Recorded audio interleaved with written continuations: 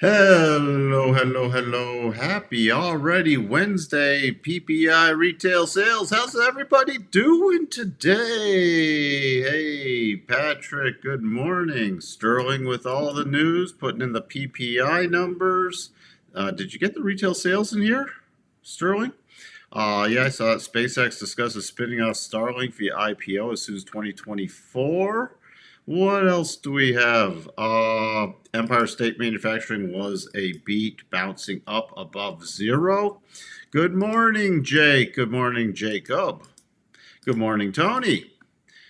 Target, yeah, I mean, this move on Target, it's big celebration, but the comps weren't very good. And inventory management, yeah, that improved, so they did beat, but I didn't think the underlying report from them was very good. Not to warrant that big a gap up, but it had hit key levels. So, good morning, Richard. Coco, Fed pivot. Not as long as the government keeps this deficit spending running like at the rate it's going. They're not going to pivot. They're going to pause, but not pivot. So, false SpaceX is, who knows? I don't trust anything out of any of the Musk companies, so it doesn't matter. Unlock my original account. Bull market already started. We're in a short-term bull, but not a long-term bull, Coco.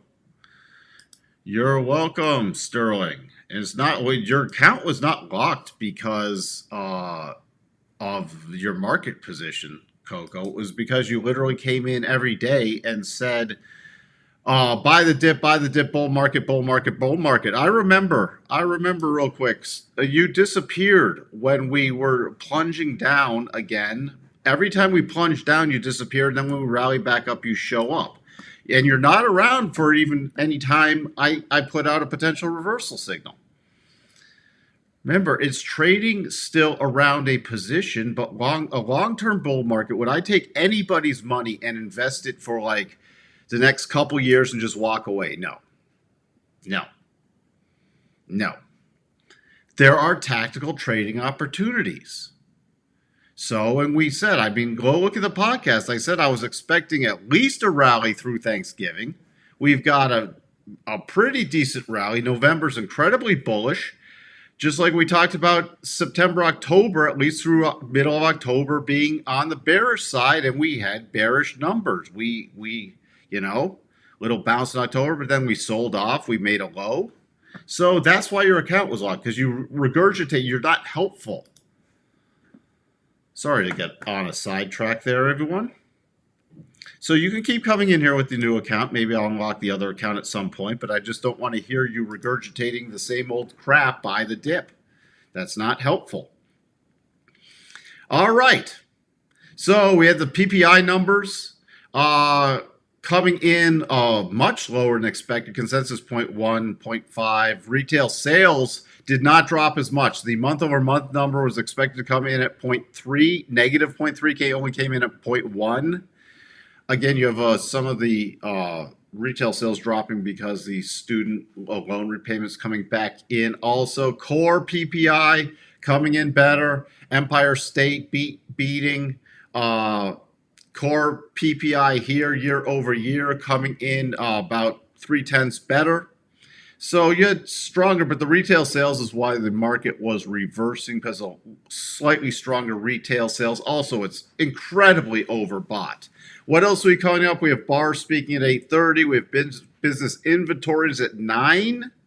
We have the crude numbers at 9:30. All these times are in Central. And we have Barkin speaking at 2:30. And remember, tomorrow is jobless claims Thursday. In terms of our heat map, still pre-market. We have stuff up, and then you see Target to 14% virtually gap up today. Energy pulling back a little, but still sort of firm into the open. Let's just refresh these. Comm services leading. Facebook's been on a tear, consumer, but hitting some key levels. Consumer cyclical, consumer defensive. Everything's up except energy and utilities. Let's just leave it at that. Fed watch, no hike on the table, and the first cut projected for May. I'm doubting that unless we start getting massive budget cuts, but I'm not seeing those happen either because that's still somewhat inflationary. We're finally in neutral mode.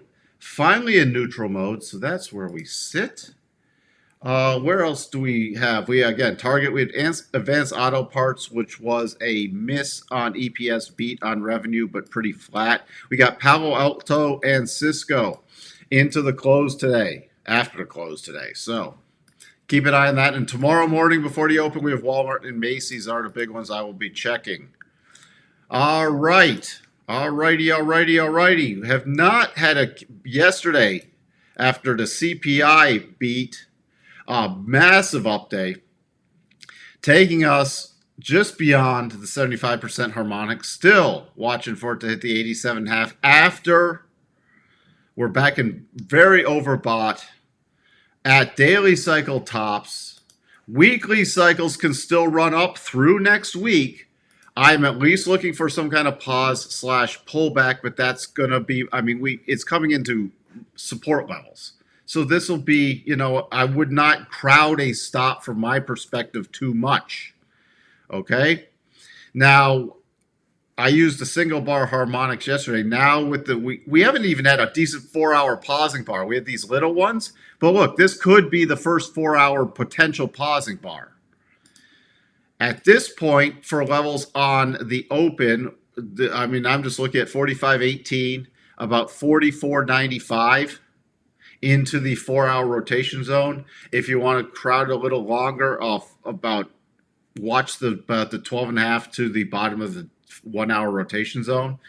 But we'll have to see if that even manifests. Again, the next key levels higher, if you're looking for intraday's levels, should it bounce in the open about 45, 57, 58, and then 45.70 to 45.76 is going to be some major resistance. Major support, and I'm not expecting anything like a major pullback level, but you see on this last little run up, let me zoom in here, from the key lows around November 10th to this pausing bar today, which is not even a firm pausing bar yet. The 62.5 is right at the prior breakout level. So that's your major support. Nothing even turns remotely bearish unless you can get a close. And there's no even real bearish patterns. This is just a spike higher, and you see overall over into congestion. It's really got a lot of support in through here with the choppy nature from the overnight trading. So we'll have to see with that. Again, I'm watching for at least some kind of pullback move, then a potential run up again next week based off cycles and a lot of other things. Remember, we also had the weekly percent B buys. The NASDAQ finished the 87.5 rule. It had finished 2 87.5 rules, by the way. Double 87.5s completed yesterday. I'm on the weekly chart right now. By the way, cycle's still heading up, getting overbought on the weekly. But we could easily still push up after a pause. So we finished the 87.5 from the pullback from July to October 23rd. We got the percent B buy on the week of the 30th. And we followed through, finishing the 87.5 there. And now, remember, we closed back above the 62.5 back in May. This pullback did not break the rule, and we finally reconnected with the 87.5 there. So, I'm just going to go over to the next major levels for people who don't tune in all the time. 16,303, so 16,300, and major top area potential. I would not ignore this, at least for raising long-term stops, 16,550 area. There's your longer-term stuff on the NASDAQ. On the short little run-up, no technical damage from the bear side, at least till you get a close below 15,523, and we don't have a major bearish pattern yet on the shorter term.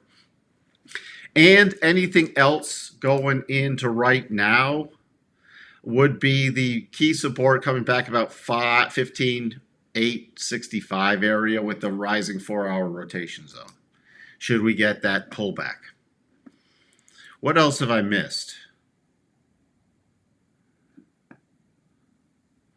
What else did I miss? If I saw that Michael Burry takes a 40%, or as Bob says, blurry. Takes a 40% loss in the short. Yeah, that's why you don't take oversized losses, whoever you are.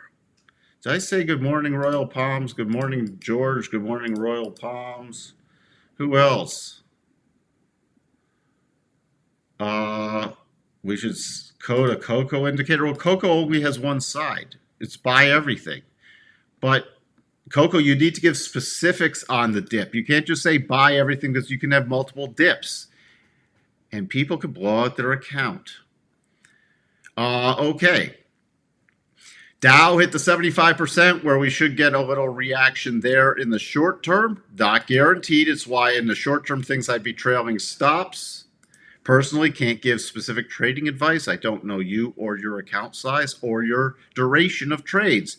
34.9 and then anywhere between about 34.850 to 34.764 we'll be watching for if we get the bigger pullback with 4-hour cycles rolling over. Daily cycles to the top, but weekly still pushing up.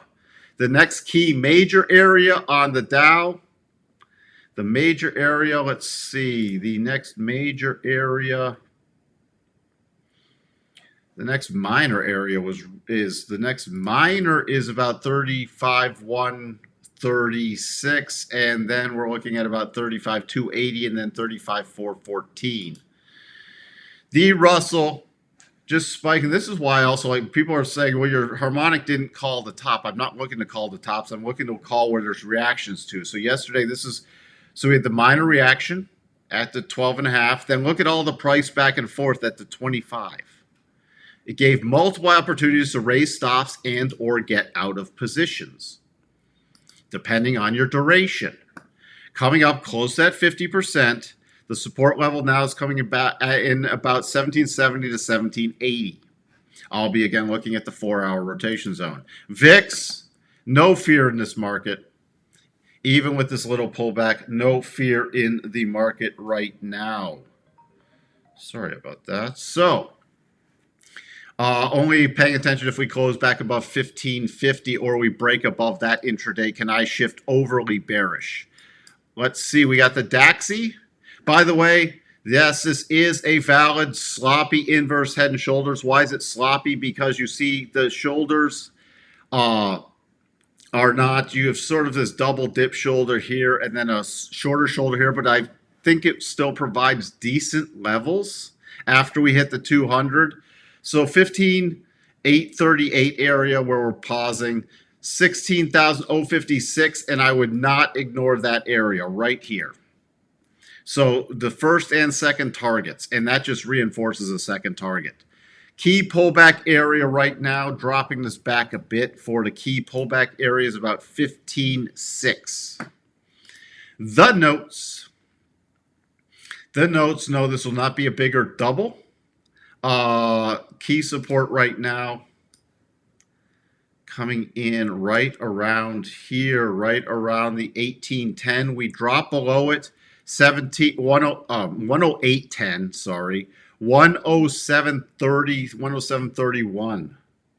And in the very short term, I'll be watching if this does pull back even more to 107.23 area. But this 107.30, 107.31 is the 50% on this last little run up.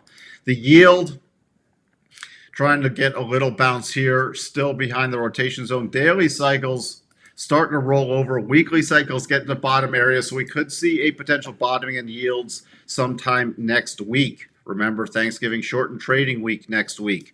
10-2s, still caught in a range. Not much going on there. Little bounce in the dollar, but no strong bottoming formation yet. This is not a double bottom, really, but I will watch if it breaks above 104 for a slight continued rally before another potential rollover play to make a firmer bottoming pattern.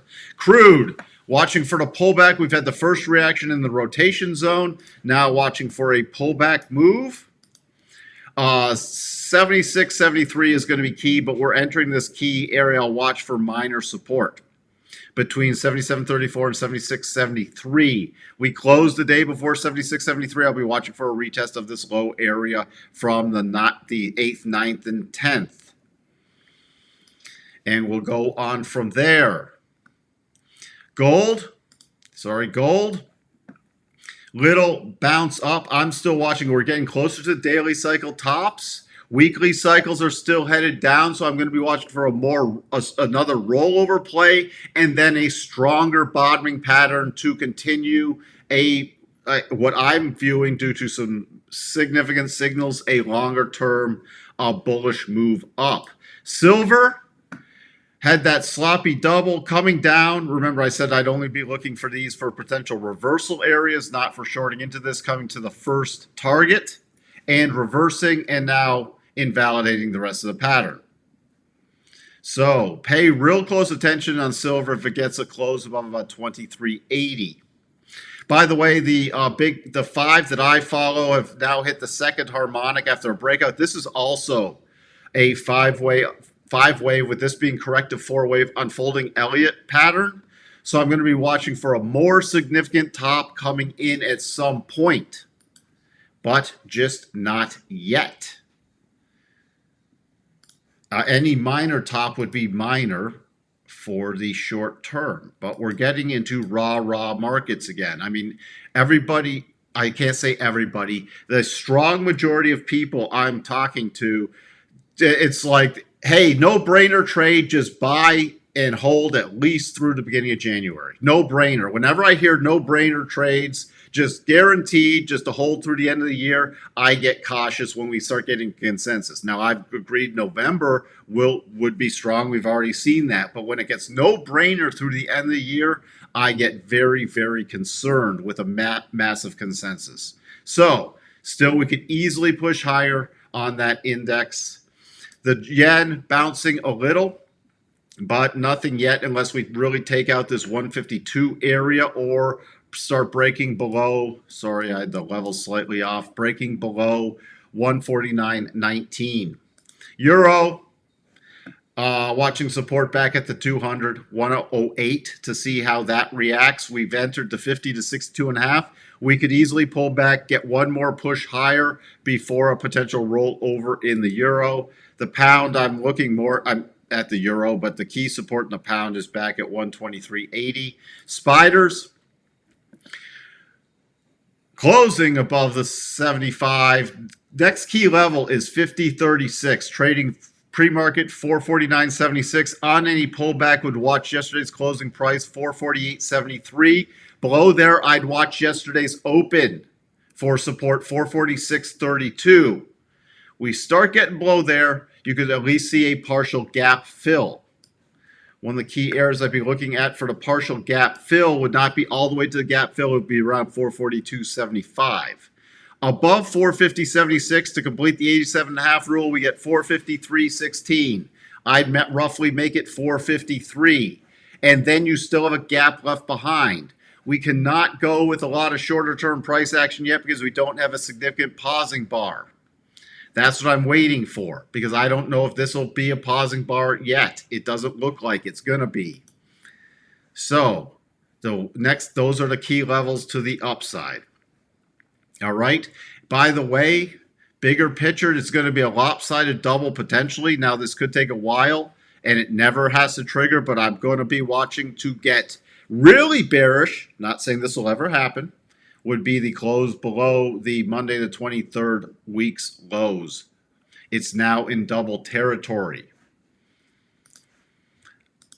And it's the Qs also, again, these lows from that same week, the lows from the week of 23rd are the ones to watch to get overly bearish.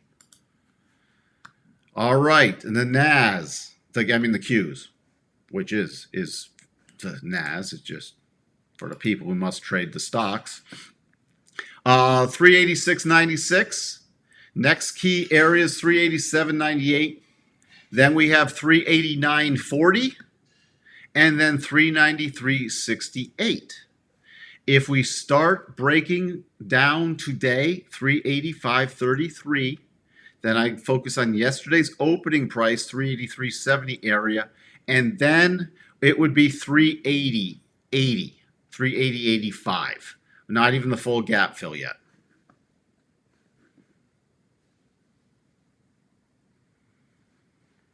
All right, let's see. We got to look at Tesla real quick. Tesla in the potential reversal zone. I'm seeing if it closes above 240.60 today. The next target would be 250.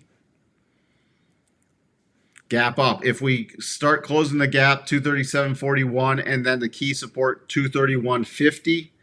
Nvidia looks very bullish on the weekly chart. This is looks like we're into a 5-wave topping pattern, a key 5-wave topping pattern for Nvidia. So I'd be watching if you're looking for the bullish breakout. I'd be looking at 516 and 530 to break for the next key levels to raise the stop. That's where I'd look there. Pan W.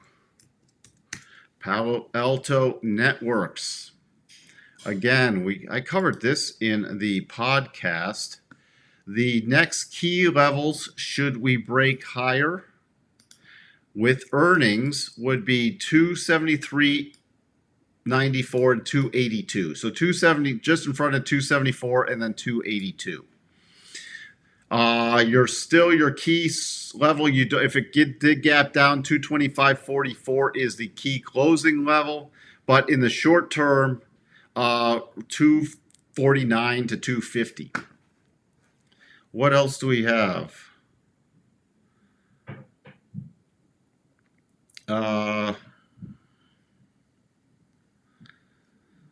So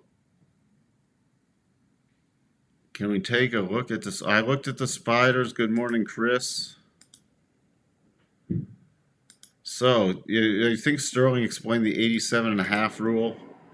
It's a really good rule to really start following for especially longer term, larger moves. What else do we have? What else do we have going into? Oh, Cisco. What did I do? Oh, come on. What time is it? 8:26. Cisco, which we've had. I mean, this is petered out so far. I mean, it's going into earnings. 55.75. And that if you're looking for any upside surprises, and then on a closing basis, 55.52 is key to the upside. If we gap lower, significantly lower, I'd be looking at 49. Boy, we can't get through everything right now. Yes, uranium, which and I'm sorry I don't talk about uranium all the time, but it's in my long-term bull list. But it did complete the double. Whether you went, I didn't update that. It nearly completed a double. You are correct, Sterling. Because it still has a little bit more, but 2809, 2823, that's a pretty significant topping area. Keep an eye on this, because if you're a long-term bull, just keep in mind, if it did drop below now, for me, a weekly close below 24.45, I'd return to being patient to look for a substantially bigger pullback. Other than that, looking for the bullish breakout, and the next levels would be 28.92, 29.41. I already went through Tesla. All right, I have to jump. Sorry if I missed your stock.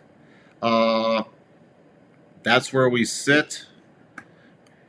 IBM, I'll look at that real quick. And you'll have to watch the recording for Tesla. I gave the key levels. IBM does have a potential weekly double top in a very significant topping area. And it's only the first and second targets that are valid. And you see this is historically a very strong topping area. Come on. For IBM around here. So keep that in mind with weekly cycles getting to the top area. This never has to trigger. And this is not a minor daily double top, by the way. All right. So where we sit, I shall talk to everyone later. Bye for now.